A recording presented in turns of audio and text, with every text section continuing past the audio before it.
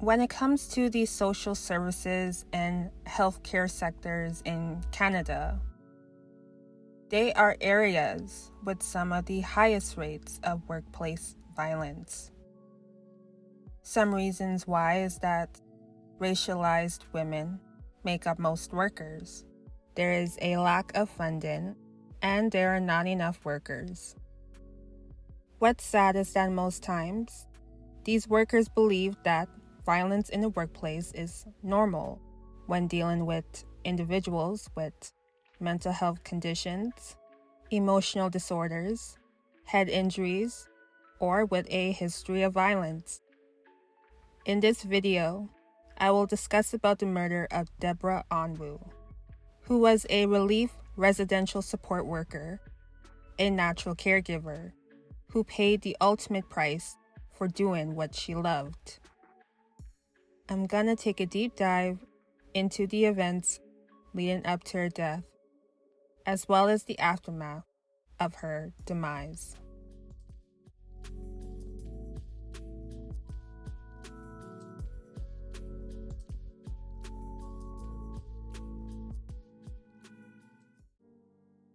Deborah Anwu was born on May 9, 1972, in Nigeria. She had 8 siblings, and when her mom died, she became the caregiver to them. Anwu had immigrated to Canada 23 years prior to her death. Anwu had worked as a youth and family counselor in Calgary up until her life was cut short by a man whom she was taking care of. You see, on October 25, 2019, 47-year-old Anwu had agreed to work a shift for her coworker at Woods Home, an assisted living facility in the city of Calgary's southwest area.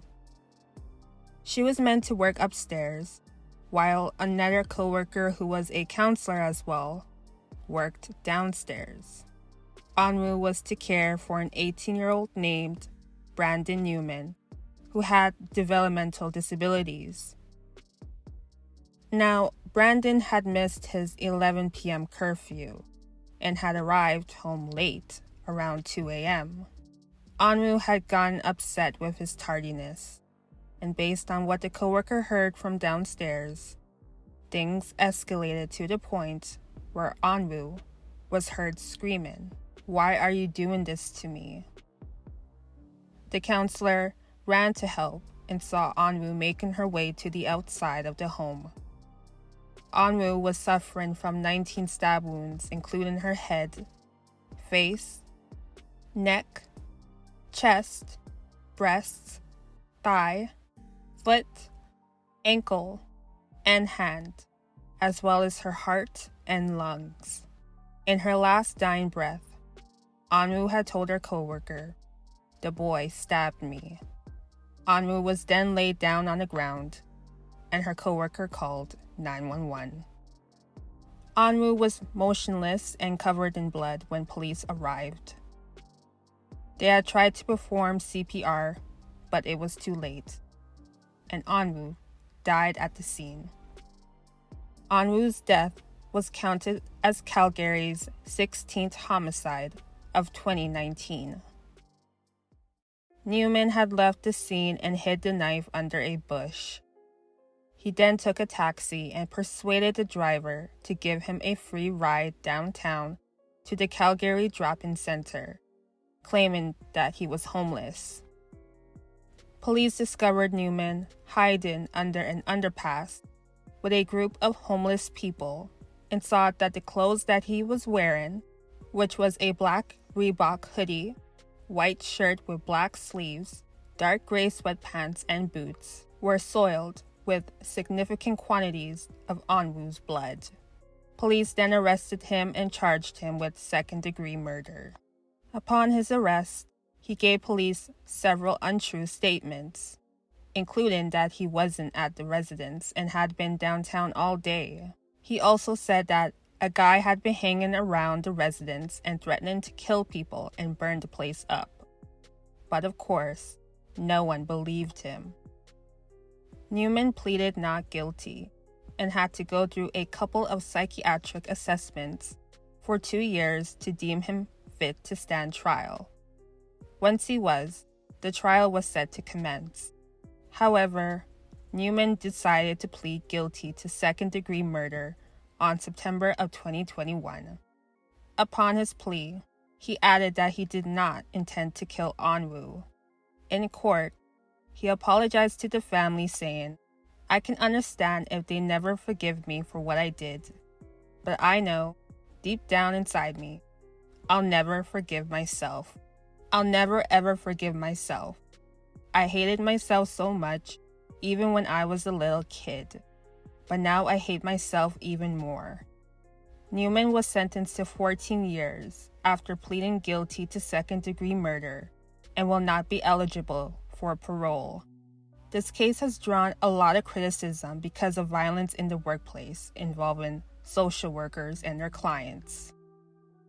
According to the Canadian Union of Public Employees, or CUPE, Anwu should not have been working alone, especially with a client with a violent history.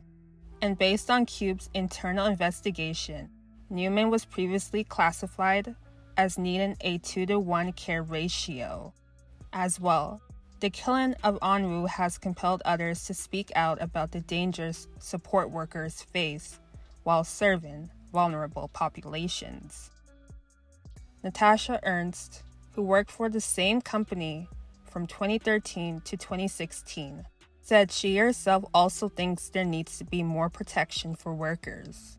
Natasha said that she often worked alone, caring for up to 8 youth at a time, and that there was a time when she said she had faced death threats and broke her hand blocking a punch from a youth, but adds that many care workers felt compelled to continue despite the challenges.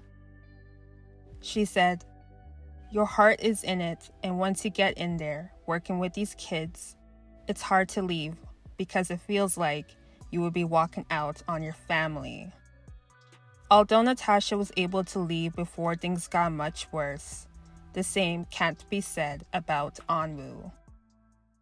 Anwu was described as a kind, gentle person and dedicated to her work, who paid the ultimate and unfair price doing what she loved. Anwu and her sister often spoke about the dangers of her job, where her sister would constantly tell her that she should just quit and asked her why she continued to be in that type of work. And she would respond saying that she liked helping people.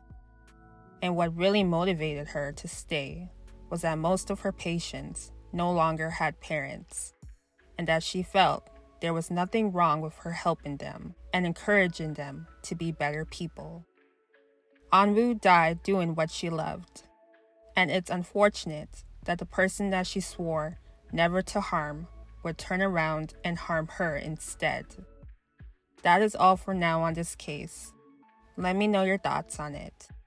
Please don't forget to like, comment, subscribe, and share this video if you want.